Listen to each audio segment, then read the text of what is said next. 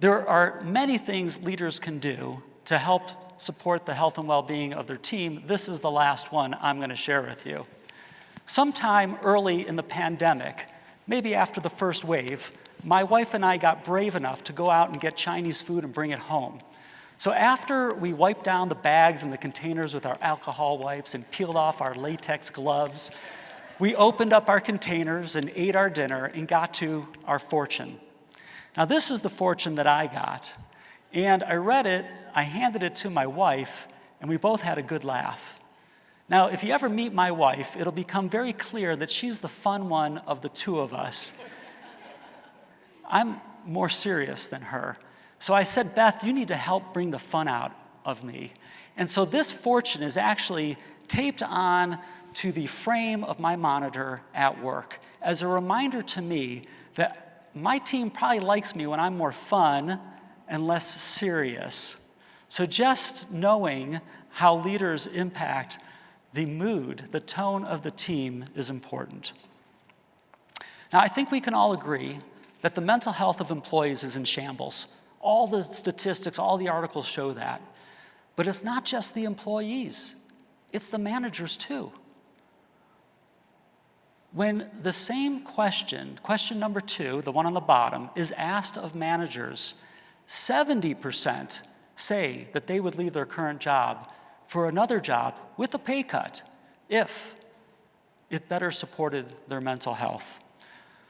Folks, it's not another program that is going to get our organizations to the desired well-being state that we're seeking. It's about the foundation of relationships. It's about the foundation of cultures of health, so that regardless of the behaviors that we're desiring and the mental health state that we're desiring, we're doing it in a supportive environment. Now, at the beginning, we talked about the impact of culture and that if you live in Loma Linda, you're going to live longer than you're in Tennessee. I'm sorry, hope no one from Tennessee is offended. We also came to appreciate the power of peer support and the impact of leaders. But there's always more to the story. Now, if you really want to build a well-being culture, then you will follow this culture model. Now, in 2018, my colleague Judd Allen and I published an article in the Journal of Occupational and Environmental Medicine. We published an editorial that included this figure. Now, Judd's here with us today, and some of you may have had the pleasure of being in his pre-conference workshop or his breakout sessions yesterday. Today, just now, we covered peer support and leadership engagement. If you want to remember all 6 building blocks, then you just need to know the plan for success. The P's for peer support, the L's for leadership engagement, the N is for norms.